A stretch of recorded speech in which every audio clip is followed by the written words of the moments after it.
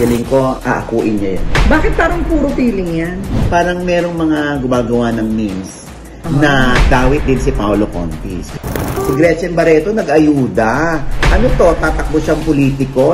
Napikon daw si Aga Mulak doon sa sinabi ni Lea. Hindi natin alam kung hanggang ngayon ay magkaibigan pa rin si Lea at si Aga.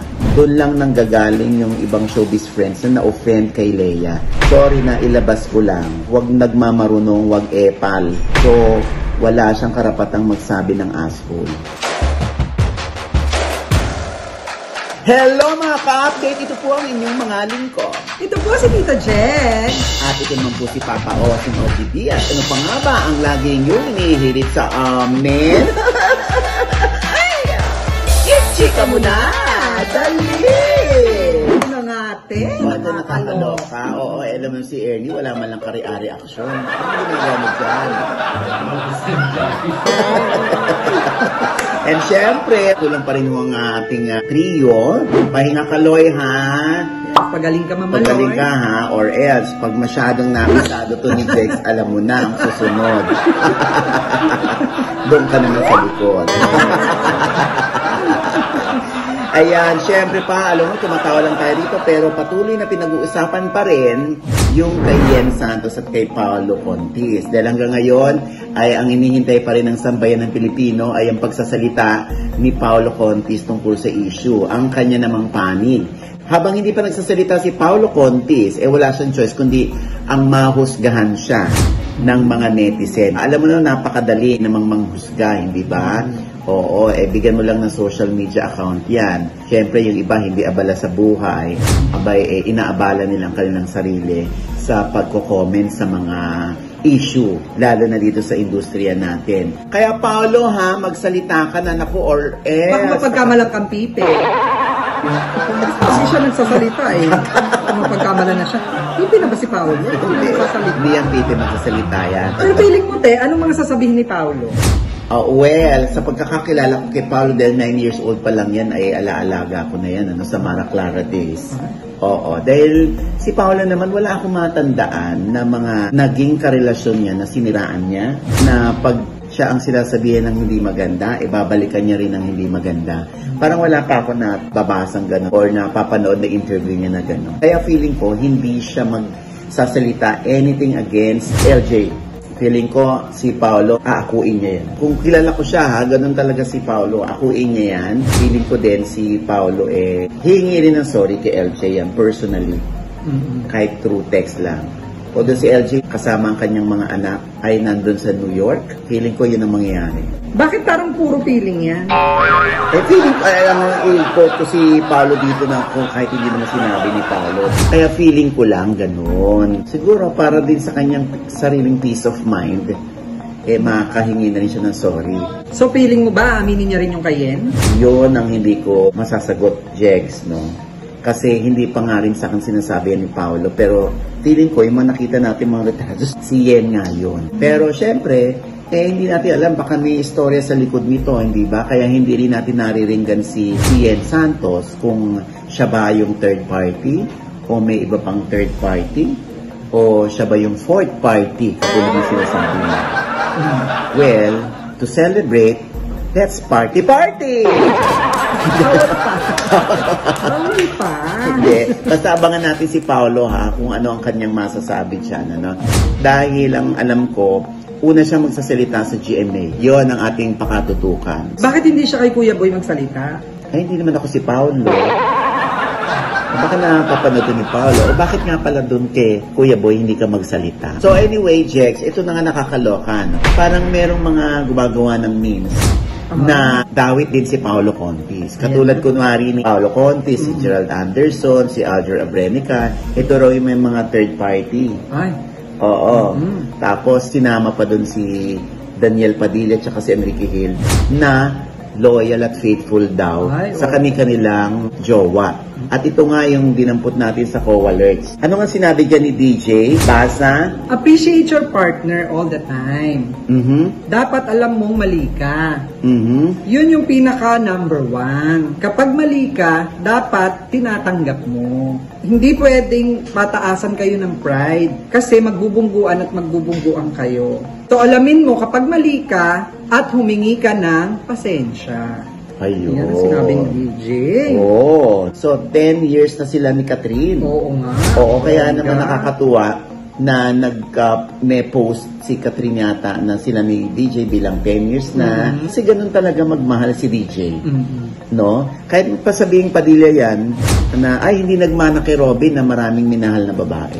Eh ganun si DJ eh. Si DJ ang isang taong luma. Oo, old school si DJ. Kaya nga yung mga music niya, ang luluma din. Kaya yung mga paborito niyang kanta, ang luluma din. At ito na nga yung si Catherine at si Daniel, feeling ko nga hanggang ending sila. Oo. O, di ba meron pang isa? Oo, si Enrique Hill. Oo, sila.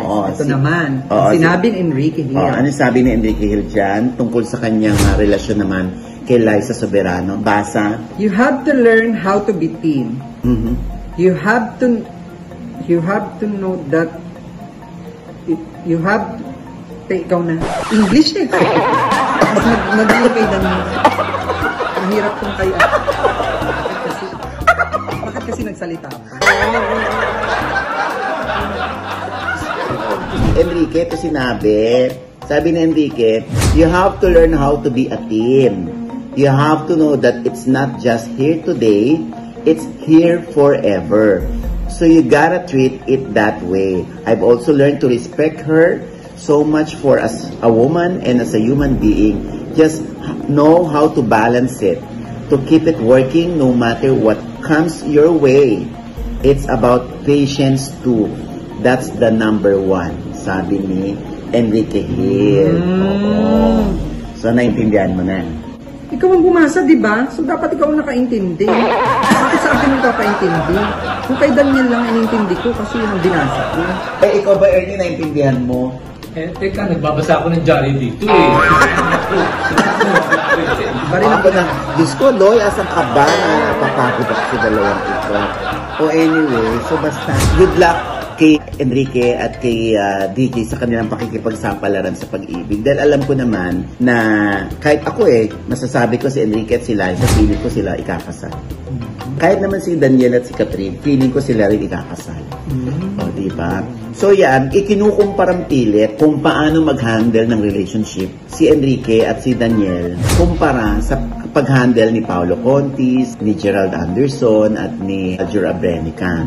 Anyway, iba-iba naman talaga yung klase ng pag-handle natin sa pagdating sa pag-ibig. Alam mo, ang importante dyan, Jex, no? Yung nararamdaman nating maging masaya. Yes, nararamdaman nating nagiging malungkot tayo or pinalulungkot tayo ng pag-ibig. Bakit pa natin siya na-meet? Bakit pa ako nahulog dito sa taong to? Sana hindi na lang kami nagkita, ganyan. Ang importante dyan ay naranasan mong umibig at naranasan mong maging matibay dahil sa iyong pagkalungkot, darating din naman ang panahon na ikaw ay sasaya kahit ikaw ay mag-isa lang or single.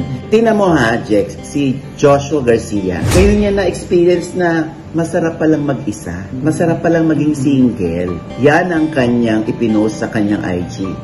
Kasama sina Daniel, si Catherine, yung mga magkakaibigan. O, anong sabi niya dyan? Basa. These beautiful people saved me from the... Ikaw na English. Alam mo, kasalanan ko ni Joshua. Kasalanan mo yan, Joshua Garcia. At kasi nagpo-post pa ng ganito. Tingnan mo, ako tuloy ang problema. Ako tuloy babasa na naman. Sabi ni Joshua Garcia, these beautiful people save me from drowning in loneliness.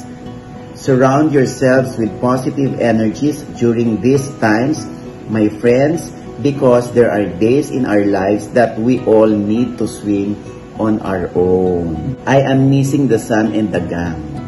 Ibig sabihin, late post na yon. Ito pa yung dati nilang outing, banding nila. Anong comment dyan ni Vice Ganda? Sabi ni Vice Ganda, wow! Straight English. Who you po? Lols.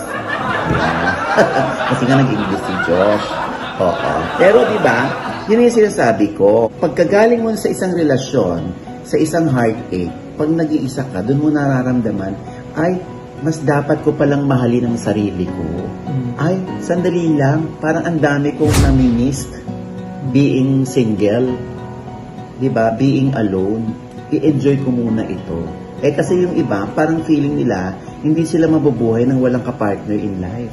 Pag hindi ka naging masaya nang ikaw ay nag-iisa lang, definitely hindi mo alam i-handle kung paano maging masaya kapag dalawa na kayo o kapag meron ka ng mahal. Kaya dapat sa sarili mo nag-uumpisa yan. Dapat yung kaloob-looban mo masaya. Tapos, kung feeling mo malungkot ka at feeling mo may makakapagpasaya sa ibang tao, doon ka palang mag-entertain. Pero habang single ka, i-maximize mo muna ang potentials mo bilang single. Katulad nito, nakakaloka. Single, as in mag-isa lamang siya. Yung pangalan doon, hindi siya tatakbo sa next election. Pero, nakakaloka, nag-ayuda. Nag-ayuda sa mga celebrity friends niya, sa mga reporters na mahal niya. Sino yan? Sino yan? Ayun na nga, si Gretchen Barreto. Si Gretchen Barreto nag-ayuda. Ano to, tatakbo siyang politiko? Sabing gano'n nung iba. Pero feeling ko hindi. Hindi tatakbo si Gretchen. Siya ay masaya lang na i-share ang kanyang blessings sa mga celebrity friends niya. Katulad si Candy Pangilinan, may post siya. Si Rosana Roses nag-post din. Kahit ako nakatanggap mula kay Gretchen, ha? Gretchen, baka naman. Tanggap rin. Hindi yung malaking box. Oo, diba? Baka naman ang taray, diba? True Ana Abiera yan and Francis Simeon. Oo, sila yung masigasig na nangolekta ng mga numbers, ng mga addresses para ipadala yung ayuda ni Gretchen. Maraming salamat sa iyo, Gretchen Barreto, ha? Hindi ka nakakalimot. Oo. Kaya naman gusto. Sabi nga nila, isa sa mga Barretong napakabait ay si Gretchen. Kaya Gretch, maraming salamat, ha? At joke lang ni Jackson, ha? Hindi, seryoso ko. Baka naman. Bibigay ko po yung address ko para na. Sa New York dadala. Diba? Oo, nakakatuwa si Gretchen. Kaya God bless your good heart and soul, Mama Gretchen Barreto. Thank you so much. So ito na nga, Jex, syempre, nalungkot ang buong industriya. Dahil ang ace photographer na si Raymond Isaac ay pumanaw na, hindi ba, sa ibang bansa. So, ang daming mga celebrities, ang daming nakakakilala kay Raymond na talaga namang bumuhos ang lungkot, ang pagdadalamhati nila, ang kanilang pakikiramay sa pagyao ni Raymond Isaac. Lahat ng celebrities na kanyang nahawakan, na kanyang na-shoot, kanyang nakasama sa trabaho, Aga Mulak, Lea Salonga, sino pa ba? Marami. Jex, dito mo malalaman kung gaano kabait ang isang tao. Pag maraming nakiramay, pag maraming nalungkot, pag maraming lumuha sa kanyang pagyao. Ang aktor na si Aga Mulak, kilala mo? Oo, nag-post yan ng kanyang pakikiramay kay Raymond Isaac. Oo, na yun nga, pumanaw si Raymond, sobrang lungkot ni Aga, ganyan. Hindi ko lang naman kay Aga yun na nabasa. Kahit sa ibang celebrities, nabasa ko rin ito, na yung kanilang pagkukondol sa mga naulila ni Raymond Isaac. Kaya lang nga, eto na, si Lea Salonga, nag-comment, nag-post sa kanyang FB. At ang sabi ni Lea Salonga, basa? Ako na. So, parang nahihirapan akong basahin. So, ikaw na. Basa. Gaga ka. Okay, sabi dito ni Lea Salonga, one day ago, going to stay off social media for the rest of the night. Seeing news that's making me angry. It's also making me question my friendships. Next message ni Lea. This is my official stance when news on someone's passing starts going around. Close in parentheses. It's happened enough times even pre-COVID. So let this be a reminder for the future. Until we get actual confirmation, we say nothing. And until the family makes the announcement, we don't preempt. And whoever does preempt is an asshole. So don't be an asshole. Parang feeling ko, dito nag-react si Aga Mulak. Oo, kaya lang nga, nung chinek ko yung kay Aga Mulak, na dahil magka-friend din kami ni Aga Mulak, sinek ko, nawala na yung post ni Aga Mulak. Binura na ni Aga. Yung unang message ni Aga, siya ay nakikiramay, lalo na kay Jason sa partner ni Raymond. No? Tapos, yung pangalawa, kung matatandaan ko pa, parang naghahamon, parang nabubwisit si Aga Mulak doon sa nagsabi ng asshole. Sabi kasi ni Aga Mulak doon, parang wag daw siyang hintayin magalit, something like that. Kaya din daw niyang magsalita. Hindi ko alam kung si Lea Salonga yung pinatatamaan ni Aga Mulak. Oo. At hindi rin naman natin alam kung si Aga Mulak ang pinatatamaan ni Lea. So, hindi natin alam kung hanggang ngayon ay magkaibigan pa rin si Lea at si Aga.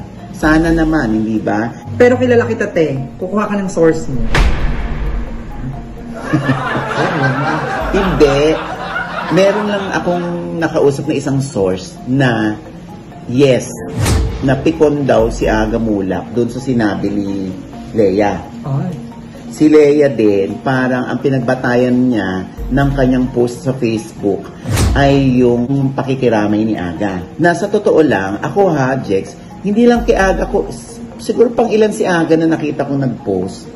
Sa iba ko nakita na nagkukondol sila kay Raymond Isaac. Parang later on ko na nakita yung kay Aga na, oo nga, confirm kasi si Aga nagsabi, di ba? Ang issue dito ni Lea kasi ay bakit daw hindi hayaan yung pamilya ang una mag-announce sa pagkamatay o kalagayan ng kanilang kaanak.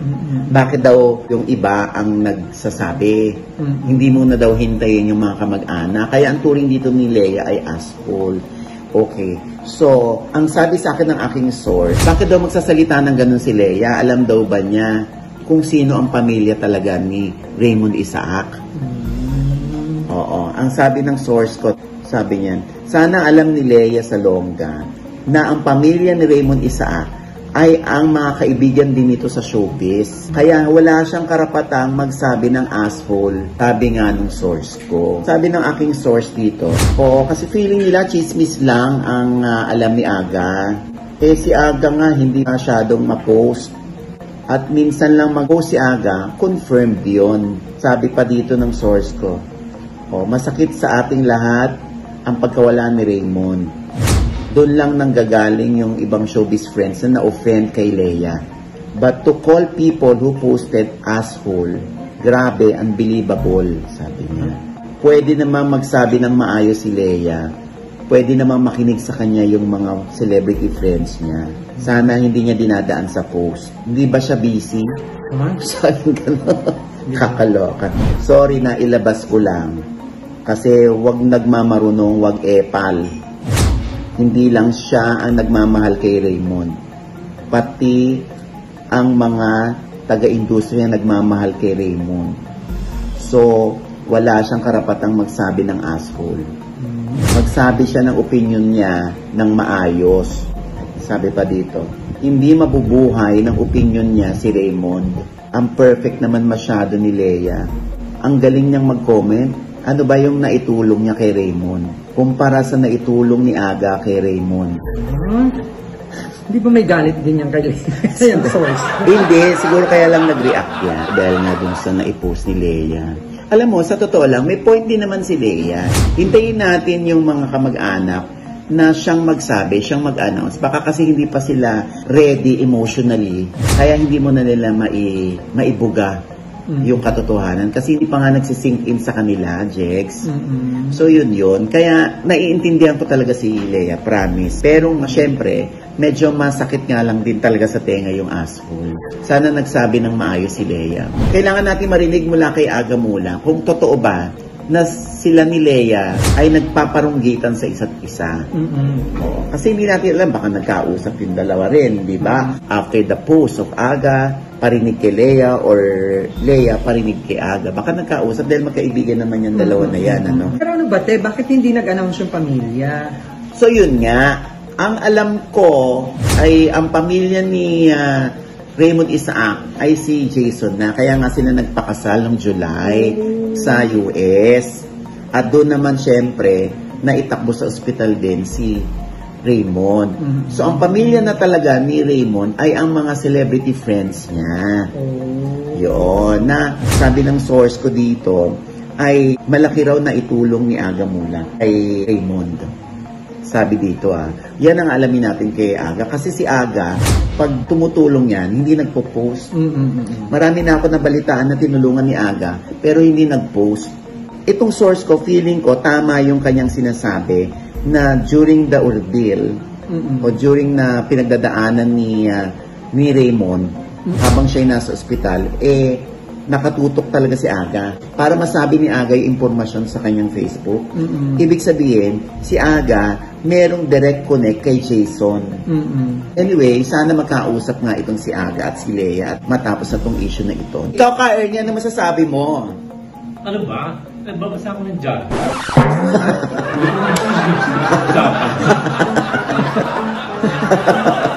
Ikaw, Jex, ano masasabi mo? Ay, naku, kay Lea, ang masasabi ko, asshole. Ay! Ano ka ba, Jex? Hindi, ano pa ba? Asshole. Masyado mo nakakarante. Ano naman nababas? Kakaloka ka, Jex. Asana all. Oo. Asana all. Asana all yun. Walang hate. So, ayan. And with that, mga kaibigan, huwag niyo pong kalilimutan, ha? Ang aming Kumu Live, mamaya na po, 8 p.m., ha? Ang importante po, kayo ay may Kumu app. Pangalawa, ipa-follow niyo po yung aking Kumu account, ang OG Diaz, at doon po tayo magla-live. Diba? At mamimigay po kami ng 50,000 pesos! Siyempre, kung hindi kayo nanalo dyan, meron pa ko kayong pagkakataon, ha? Sa September 14 naman, 8 p.m. pa rin tayo. Mamimigay ulit kami ng 50,000 pesos as in, 10 tigli 5,000 piso. Ayan, wala kayo ibang dapat gawin, ha? Kundi, dapat lang lagi kayong nanonood ng ating Showbiz Update dahil ang mga katanungan po namin ay dito manggagaling at unahan po kayo sa pagtatype ng tamang sagot. Yan, ha? Yay! Kaya mamaya na po yan, September 7, 8 p.m. ang Ikumu mo na! Dali! At syempre, maraming salamat po sa Marilao Medical Diagnostic Clinic. Ayan, na napakaraming branches na dito sa NCR, bonggang-bongga yan, di ba? Oo, yung gusto magpa-swab test, malaman yung resulta, dyan lang po kayo magpa-swab test, antigen, ako. Kaya maraming salamat po sa MMDC. At i-follow niyo po sila sa kanilang IG at sa kanilang Facebook account, okay? And with that, mga kaibigan, ito po ang inyong mga lingkod. Ito po si Tita Jex at meron po akong bagong upload sa aking YouTube channel. Panoorin niyo po at saka birthday niyo na po sa akin. Ay, happy birthday, Jex! Bukas po, September 8. Birthday po. Happy birthday, Thank you po. Jex! Subscribe po kayo sa Tita Jex channel. Konti na lang po, 100k na tayo. Ayan, okay. Sa mga gusto kong magregalo kay Jex, alam niyo na, ha? Ipapadala ko. Wag! Ipapadala ko pa nga lang yung address ko. Ayan, okay. At ito naman po yung likod. Siyempre, Ka Ernie, maraming salamat, Ka Ernie, sa pagbabasa mo ng dyaryo. Marami kaming napulot sa'yo, hayop ka. Ayan. And with that, mga kaibigan, ito po yung likod. Papa Osin O.G. Diaz sa akin pong YouTube channel. Kalilimutan na ang interview natin dyan kay Eric Rocuso. Okay? At ang susunod na, yung kay John Lapus. Ayan. At ito po yung lingkod, Papa Osin O.G. Diaz, na lagi nagsasabi at nagpapaalala sa inyo na sa tuwing gigising po tayo, tuwing umaga, wag po tayong makakalimot, ha? Na magpasalamat sa Panginoon dahil tayo kanyang ginising. Ibig sabihin, may mission pa rin po tayo sa buhay. Sabay-sabing, every gising is a blessing. Ano pa nga ba ang lagi nyo hinihilit sa amin? Ay! Chika mo na! Dali! Taas yung tono. At saka delayed. Meron siyang EDAD. Ano yung EDAD? Edad. EDAD yan. Kaya, Sensor na. Delayed ang lola mo.